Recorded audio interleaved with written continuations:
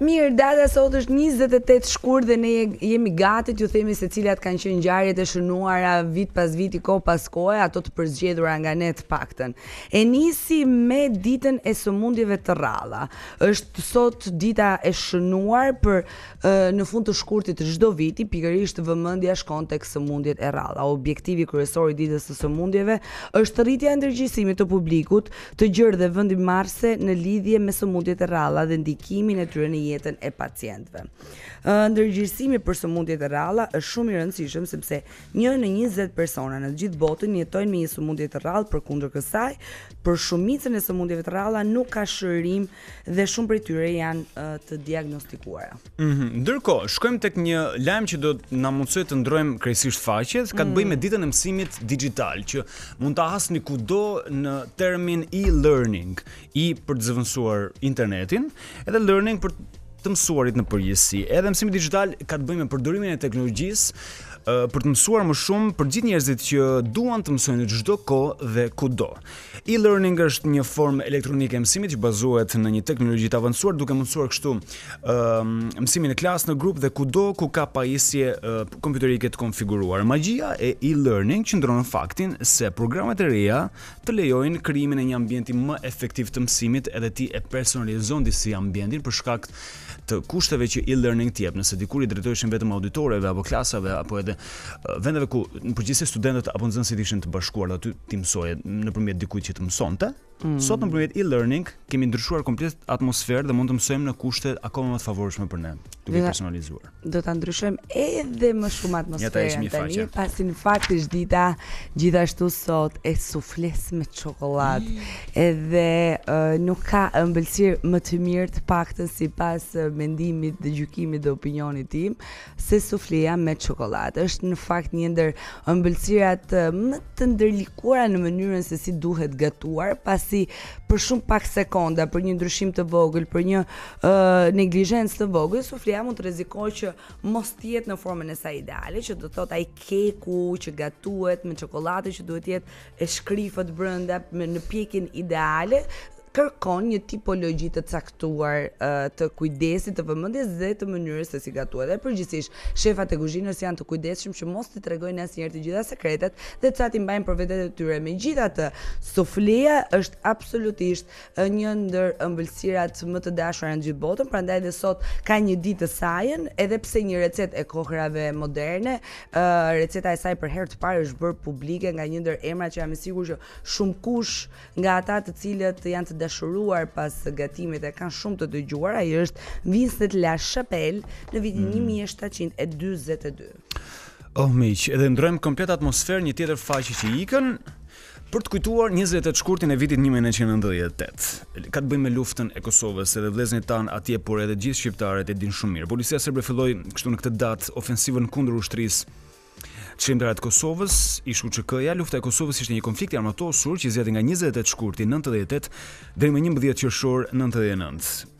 Për një vit e disa muaj. Ajo luftua nga forcat e Republikës Federale të Jugosllavisë dhe grupi kryengritës i armatosur i shqiptarëve të Kosovës, njohur si UÇK-ja, me mbështetje ajrore nga NATO. Lufta përfundoi me traktatin e Kumanovës, ku forcat jugoslave ranë dakord të tërhiqen nga Kosova për t'i hapur rrugën një pranie ndërkombëtare, dhe gjithë pjesa tjetër më pas është histori.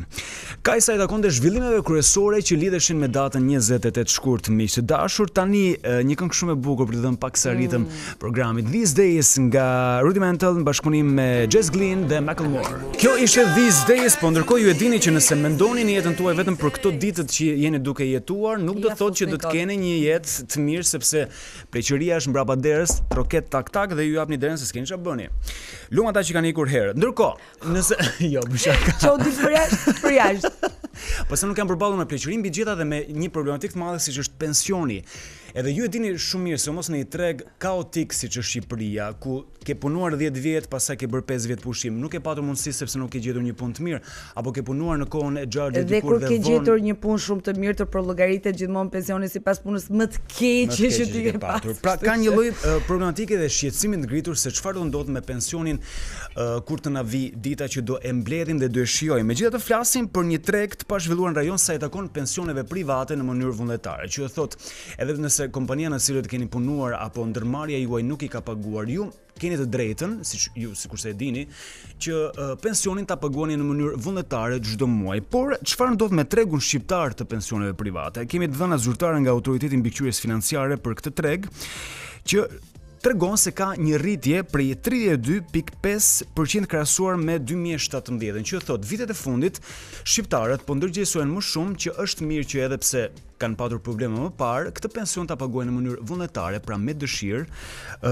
muaj pas muaj. Edhe nga Autoriteti Mbikëqyrjes Financiare, përveç se do I shpjegojmë pak sa më qartë, siç ata dinë të bëjnë këto shifrat që ne kemi nga dhëna zyrtare, vjetre se më shqetësuar për pensionin janë femrat, për këtë pension që do të marrin. Për të patur pensionin privat edhe për të siguruar pleqërinë e tyre, gratë si duket janë më të kujdesshme edhe më të pasigurta nëse ja lënë në dorë kujdo përveç se vetes së tyre, duke qenë më të prirura për të patur një pension vullnetar, që do thot pension privat.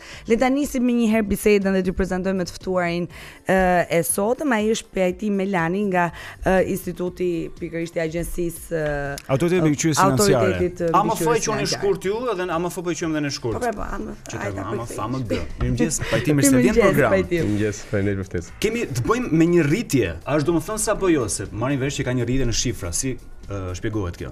Eksakt, ju besoj përshkruat që është një nga tregjet më të vonta në Shqipëri, ai pensioneve private. Ka një rritje për 25% sa përket numrit të anëtarëve. Sot që flasim janë më shumë se 25.000 persona që e kanë kuptuar merakun që Ori e tha me aq delikatesë, sepse në fakt besoj që si shumë ndryshime të mëdha që po ndodhin në kulturën, në mënyrën tonë të jetuarit, edhe kjo pjesa e varësisë nga fëmijët, varësisë nga të afërmit, do duket të shkojë drejt, ndoshta jo shuarjes, po drejt zbejjes. Po I largojmë këtë mentaliteti kësaj tipologjie. Secili, sidomos ato që kalojnë të 40-at, do duhet mendoj që në të ardhmen janë vetëm do të kenë një pension të vetin. Këtu kam parasysh shumë emigrantë, të cilët për shumë arsye dhe ne dim tranzicionin ton, nuk kanë paguar sigurime në vendet ku kanë punuar. Janë profesionet e lira që sot paguajnë minimumin e sigurimeve shoqërore. Këtu kam parasysh dentist, avokat, kontabilist, dhe gjithë profesionet e lira që nuk po I përmendim, ashtu edhe persona të tjerë të cilët kanë një biznes të hapur vet, pra të vetë punësuar, të cilët do duhet të paguajnë një kontribut mujor për të marrë një pension në moshën e daljes në pension. Nëse ne flasim për rritja është me vërtet domethënëse, sepse qoftë kur unë kam filluar si kryetari I bordit të Autoritetit Mbikëqyrjes Financiare para 4 vitesh, tregu ishte më pak se sa 9 milion euro, ndërsa tashmë janë rreth 18.5 milion euro. Po mirë, kur themi treg I pazhvilluar, a kemi të bëjmë me tipologjitë e karakteristika e një tregu që është në zhvillim e sipër, pra përmendim njerëz që kanë filluar zgjohen, hapin syt rreth kësaj problematike edhe kanë interes. Ka interes, sepse unë besoj që sot në gjithë botën kontratat e punës nuk ofrohen më thjesht me pagën. Kontratat e punës për korporatat e mëdha ofrohen paga plus disa përfitime shtetit, si mund të jetë sigurimi I shëndetit, mund të jetë pensioni privat e kështu me radhë. Nga pikpamja fiskale, sepse shumë kush mund të thoshë unë I lë parat në depozit, pastaj kur dal pension mund të rreq dhe mund të marr.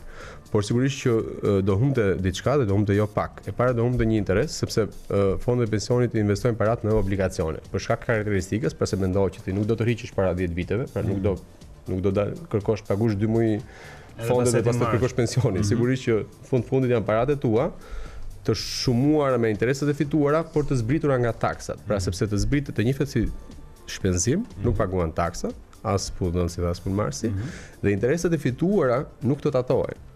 Sepse ju keni parasysh që nëse ju sot merrni pjesë në një obligacion, për një ankant obligacioneve apo të bonave të thesarit, interesi do të tatohet me 15%, ndërsa në këtë rast nuk tatohet. Ndërsa ajo çfarë do ta bënte tregun të zhvilluar do të ishte një reformë e plot, sepse reforma e pensioneve publike në Shqipëri, në mendimin tim, ka qenë e paplot pa këtë reformë. Ne jemi ndoshta në 2-3 vendet e fundit në rajon që nuk e ka zhvilluar kolonën e dytë. Pra janë 3 kolona. Kolona e parë është ajo klasika, pay as you go, siç njihet në gjithë botën, pra ti paguan në shtet dhe merr. Dhe kolona e tretë është kjo e fondeve private të pensioneve që përgjithsisht e kanë bankat, disa korporata dhe disa persona që kanë një tarë të caktuar dhe kanë një edukim financiar të caktuar. Kolona e dytë do të ishte që një pjesë e parave nga sigurimet shoqërore të kalonin nëpërmjet fondeve private dhe ato të merrin ato fazën e parë të zhvillimit dhe pastaj secili nga ne të kishte mundësinë të zgjidhte ku do të investonte. Në çdo vend që ka një sistem financiar të zhvilluar, punëdhënësi dhe punëmarrësi paguajnë respektivisht kontributet dhe secili ka të drejtë që të orientojë ku do investohen këto para. Edhe në Shqipëri fondet investojnë, por investojnë gjitha në obligacione të thesarit, kështu një parë mënyre pra është kjo çështja e besimit që ka qytetari përkundrejt le të themi sigurimit të paras, duke njohur letrat me vlerë të shtetit edhe duke qenë pak larg të gjitha tipologjive, po ju keni kërkuar gjithmonë një vëmendje me të drejtë të dedikuar mbi atë se si duhet të rregullohet ligji edhe mënyra funksionimit të pensioneve vullnetare, nisur edhe nga çfarë ndodh me rajonin pa shkuar më gjerë ku ka një strukturë të konsoliduar tashmë. Si e mendoni, çfarë do duhet të ndryshojë edhe si mund të përmirësohet ajo për sa i takon në pensionet vullnetare? Atë paketa ligjore është në Ministrinë e Financave, besoj në vijim do diskutohet edhe në kuvend, pastaj do dalin aktet regulative, po për ta përmbledhur, do duhet ndryshojë gjithë mënyrat e kuptuar dhe filozofisë së pensioneve. Kuptojmë që skema në përgjithësi në Shqipëri të ofron një pension normal, një pension suplementar për zyrtarë të niveleve të larta, që është podha i publik, dhe një pension privat për persona që themi që kanë një nivel të caktuar të ardhurash. Por nëse shohim që numri i kontribuesve në raport me përfituesit gjithmonë e minon, e cedon pjesën si thua dhe gjithmonë do duhet buxheti i shtetit të kompensojë pjesën e këtyre shpenzimeve që janë më të mëdha se sa të ardhurat nga sigurimet, atëherë do duhet mendojmë për më gjatë. Do duhet mos ta lëmë sot për nesër që mos kemi kreshe, mos kemi përplasje në gjithë këtë histori, por secili nga ne, sidomos po flas për persona që kanë një të ardhurë të caktuar, persona që janë në një profesion, që kanë një biznes të tyre. Ne kemi sot më shumë se 100.000 biznese të vogla. Persona që kanë një siguri financiare, le të themi për të investuar për të vetë. Eksakt, po që sot paguajnë minimumin dhe kur dalin pension do dalin me pensionin e punojësit më pak të paguar në Top Channel apo në çdo lloj korporate. Kur ndërkohë të ardhurat e tyre pra nuk i korrespondojnë të njëjtës nivel të jetesës. Dhe e dyta është që them që do marr fund kjo pjesa e varësisë, pra që secili nga ne në atë moshë ti varur nga dikush që dhe nga shteti. Eksakt, sepse siç po e kuptojmë, gjërat në gjithë botën vinë e bëjnë gjithmonë më të vështira, çështjet e financave dhe çështjet familjare bëjnë gjithashtu po më të vështira. Ne kemi kaluar dallgën e parë të emigracionit. Shumë shqiptarë që kanë ikur tashmë janë naturalizuar, po të shikoni fëmijët e tyre, madje nuk flasin as shqip dhe t'u thuash që të vinë në Shqipëri dhe ishte një sforco jo pak e vogël, por ashtu ndoshta në 15 ditë. Sidomos ti thua të sillin para këtu, që është akoma edhe më. Po sepse edhe kudo në gjithë botën është kjo pjesa e pasigurisë financiare. Për shkak të gjërat kanë filluar të ndryshojnë, edhe përgjithsisht treg si i Shqipërisë, edhe pse i pa zhvilluar edhe shumë i vogël, ka një lloj tendence sikurse po diskutojmë dhe jemi duke dhënë shumë informacion për gjithë ata që po na ndjekin. Ashtu sikurse një pjesë e mirë atyre që po na ndjekin mund të bëjnë këtë pyetje. Pajtim që a janë korporatat besueshme, kompanitë private që ofrojnë pensionin privat? Sepse në këtë vend një ndër problemet më kryesore që ne theksojmë shpesh është besimi nëpër institucione. Po besoj e preku edhe pak Ori çështjen janë të sigurta dhe unë e thash, ata po investojnë në obligacione të thesarit dhe teorikisht ne i marrim si risk free, pra si pa risk, sepse fundit mendoj që qeveria është jemi edukuar me një farë besimi kështu natyrshëm. Pra ato japin borxh qeverisë. Sigurisht dhe kjo dilema që felementon në herë qeveria apo jo, ka pas diskutime, në rasti i Argjentinës dhe Greqisë e vuri diçka në pikpyetje, por sigurisht që është investimi më i mundshëm i sigurt. Pastaj çdo gjë në këtë jetë është risk. Risk. Megjithatë, ju i kontrolloni pikërisht tregun e pensioneve private, edhe na thuaj pak çfarë është ajo çfarë do ta bënte të sigurt konsumatorin, duke u bazuar pikërisht te kontrolli dhe kujdesi që ushtrohet me këtë pjesë të tregut. Eksakt. Atëherë autoriteti i mbikëqyrjes financiare bën rregullimin dhe mbikëqyrjen, që do të thotë rregullon çdo aspekt të punës. I miraton atij drejtorin ekzekutiv, i miraton këshillin e mbikëqyrjes, çdo person që do të punojë në këto fonde do të jetë fit and proper. Pra fit në kuptimin që përmbush kriteret, po dhe proper, personi i dur që nuk ka probleme abuzimit me financat e kështu me radhë. E dyta si thash është investimi dhe e treta që është shumë e rëndësishme, ato kanë rregulla të qarta transparencë, që do të thotë në kohë reale çdo person që ka investuar në një fond mund të shoh kuotat e tij, mund të shoh ku janë investuar dhe çfarë ndodh me kontributet e tij. Kështu që besoj duke kombinuar transparencën me rregullimin e plot dhe efektiv, ne japim garanci qytetarëve që të shkojnë drejt këtyre fondeve të pensionit, sigurisht thash për të përfituar disa ulje të tatimeve apo taksave që kanë mbi të ardhurat dhe për të marrë nesër një të ardhur mbrapsht më të madhe dhe më të sigurt. A është pensioni vullnetar, pensioni privat një produkt, një shërbim ekskluziv?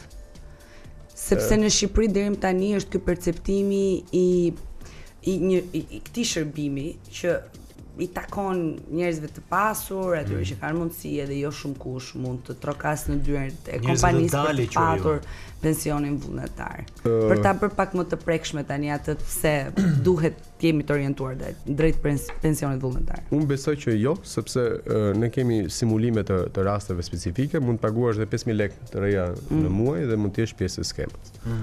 Kështu që 5.000 lekë të reja në muaj, besoj që secili nga ata që ka një punë mund t'i kollundris. Mund t'i kursej, po sigurisht duke kombinuar dhe me nevojat dhe të cilat janë të pafund me kundrejt të ardhurat që janë të limituara, por që pra nuk është duhet thyer kjo tabu, nuk është vetëm për të pasur, është për çdo. Dhe kontributet fillojnë nga 6.000 lekë në vit. 6.000 lekë në vit do të thotë që nga 5.000 lekë në muaj secili mund të kursej. Po flas gjithmonë për një target pak më të lartë se sa 40 vjeç, sepse fundit ajo është dhe mosha që do fillosh të mendosh, sepse kemi kodën. Për ju që jeni më të rinj sigurisht që ndërkohë përpiqemi në minutat e fundit të japim përgjigje edhe një pyetje shumë të rëndësishme. Në Shqipëri, për disa vitesh tashmë, janë 3 fonde pensionesh vullnetare, nuk po i përmendim, por dihen cilat janë. Tani, ju keni sugjeruar pas herë forma marketingu tipit der më der. Edhe nuk e di kanë rezultuar efektiv apo jo. Megjithatë, po, në mënyrë kështu verbale. Po. Telefoni prishur. Gojë më gojë. Der door to door. Tani gjithë të rritje të vëmendjes ndaj pensionit privat, ja dedikoni pikërisht kësaj fushate apo ka të bëjë me pasigurinë e shqiptarëve që vit pas viti ndoshta do të mendonim ne ka filluar të shtohet. Pasiguri financiare për jetën. Unë besoj që forma e këtij marketingu është forma më e besueshme, sepse për shembull nëse unë Ori më thot një shembull të ngjashëm dhe unë e njoh, e besoj, sigurisht që do bëj një gjë të ngjashme. Sigurisht dhe spotet informuese janë të tilla. Unë nuk e di nëse kanë arritur deri te Top Channel që ata ta bëjnë këtë lloj fushate, po do të ishte mirë. Për mua çdo korporat, çdo industri, çdo shërbim që ka një numër të caktuar punonjësish dhe ku mund të kombinohet shumë mirë interesi i punëdhënësit me punëmarrësit. Pra që edhe punëmarrësit pranoj diçka të sakrifikojnë nga paga, po edhe punëdhënësit ta simulojnë dhe të japë këtë lloj sigurie, sigurisht për ta mbajtur, për mos ia rrëmbyer konkurrentët, sepse ju besoj keni parasysh që në gjithë industritë, sidomos ato që kanë informacione, bankat ka spionazh, pra ka lëvizje, stafi merr fondra me vet. Kështu që do ishte një stimul shumë i mirë. Por çdo lloj marketingu dhe çdo lloj sqarimi dhe çdo lloj edukimi, dhe prandaj AMF-ja ka nisur një fushat shumë të gjerë të edukimit financiar, besoj që do të shkonte në këtë drejtim. Ne po mundohemi të hyjmë që tek tekstet e shkollave, pra sepse e thash deri nuk krijohet kultura brenda ditës. Sigurisht as Roma su bë brenda ditës, por nëse një nxënës sot në një vend zhvilluar e di që në fillim çfarë është fondi pensionit, çfarë është një lloj rikursimi, çfarë është banka, çfarë është debia, çfarë është kredia, ai e di që shkollën do bëj me kredi, ai e di që pasi dal nga shkolla do paguaj kredin. Janë sot konceptet absolutisht nevojshme që duhet të kesh. Eksakt, sepse jo gjithmonë do jenë prindrit ato që do të paguajnë gjithkohë, sigurisht do marrësh një kredi sot dhe kur do dalësh në punë do ta paguash me koste, sigurisht nuk do paguash gjatë kohës që je në shkollë, por do paguash më njëherë sa dalësh në marrëdhënie punë. Kështu që në gjithë këtë unë them që marketingu dhe fushata jon po funksionon, shifrat e tregojnë. Pra nëse themi që rriten me 32% asetet fondet që kanë këto fonde në këtë kohë brenda vitit dhe janë dyfishuar brenda 4 viteve, besoj që diçka kemi arritur. Në një llogari shumë 20 sekondë të fundit, sa vjet për dalë në pension Pajtim personalisht? Unë. Po. Duhet ta llogaris, po më shumë. Se ke llogaritur. Jo, më shumë. 30 vjet i ka. Më besoj 60 se na kanë çuar 200 vjeç pension, normalisht nuk e llogarisim dot. Jo, pensioni atëherë zonjat dhe prandaj janë dhe më të kujdesshme, dalin çik më shpejt, 6 vjet, dhe prandaj investojnë më shumë, plus që kam idenë që po krijohet kjo tendenca që femra që mund të themi kështu, po mundohen të krijojnë pavarësi financiare, sepse si të siguroj që nëse ke pavarësinë financiare ke çdo lloj pavarësie tjetër. Ke të gjitha, e vërtet. Edhe unë siguroj për këtë. Unë besoj ka më shumë se 25 vjet, por që duhet ta mendoj të bëj një energji. Faleminderit shumë që ishe. Ti shijosh. Edhe hangshi i gëzuar pensionin, miq të dashur, gjithë ju që jeni në Prag, se dimë që kemi të tillë që na ndjekin. Ka vetëm pak publicitet, lajmet e radios dhe rikthehet pas pak wake up. Qëndroni me ne. Flash në Top Albania Radio. Delegacioni i Parlamentit Evropian që ndodhet në vendin tonë do të zhvillojë të tjera takime intensive sot. Në këto çaste 7 eurodeputetët e kryesuar nga Tan Kelam po bisedojnë në mjediset e kuvendit me kryeparlamentarin Ruçi. Në orën 9 do të kenë takime me përfaqësues të organizatave shoqërisë civile, përfshirë 2 studentë nga lëvizja për universitetin. Ndërkaq takimet përmbyllëse për situatën politike ku ndodhet vendi do të finalizojnë në 10:15 me një deklaratë ku do të prezantohen qëndrimet e delegacionit evropian, pjesë e të cilit është dhe raportuesi për Shqipërinë në Parlamentin Evropian Knut Fleckenstein. Komisioni Qendror i Zgjedhjeve nisi njoftimin me postë të 57 kandidatëve nga listat e Partisë Demokratike dhe Lëvizjes Socialiste për Integrim për t'u konfirmuar atyre kalimin e mandatit të deputetit pas dorëheqjes së anëtarëve të opozitës që ishin pjesë e parlamentit dhe krijimit të vakancave. Nëse pranojnë, ata mund të bëhen pjesë e kuvendit të ardhshëm. Ata do të thonë po mandatit të kaluar nga Komisioni Qendror i Zgjedhjeve kanë kohë 10 ditë nga njoftimi me postë për të dorëzuar pranë këtij institucioni formularin e plotësuar të dekriminalizimit. Opozita e bashkuar anuloi protestën e parashikuar për sot para selisë së parlamentit, ndërkaq teksa deputetët janë njoftuar se ditën e martme 5 mars do të zhvillohet seanca e radhës plenare, po ashtu ka vepruar dhe opozita, e cila njofton mbështetësit për protestë, por detaji ende i pavendosur është ora se kur 2 evente do të zhvillohen. Ndërkohë nga kuvendi mësohet se edhe më 13 mars do të zhvillohet një tjetër seancë plenare. Tirana do të mikpres sot samitin e 2 të diasporës shqiptare që do të zhvillohet për 3 ditë radhazi deri më 2 mars. Në të do të marrin pjesë personalitete shqiptare të spikatura të biznesit, shkencës, artit e kulturës që jetojnë jashtë vendit. Bashkia ka planifikuar organizimin e një sër aktivitetesh nga mëngjesi deri në mbrëmje. Franca dhe Gjermania janë dakordsuar që të japin më shumë kohë Britanisë si të përgatisë shkëputjen nga Bashkimi Evropian. Çështja e Brexitit ishte në krye të agjendës së kancelares Angela Merkel në vizitën e saj në Paris. Nëse Londra kërkon kohë, ne nuk do ta refuzojmë këtë, por ne duam një zgjidhje dhe largim të rregullt të Britanisë nga Bashkimi Evropian, u shpreh Merkel. Kjo është Top Albania Radio. Stop only on top.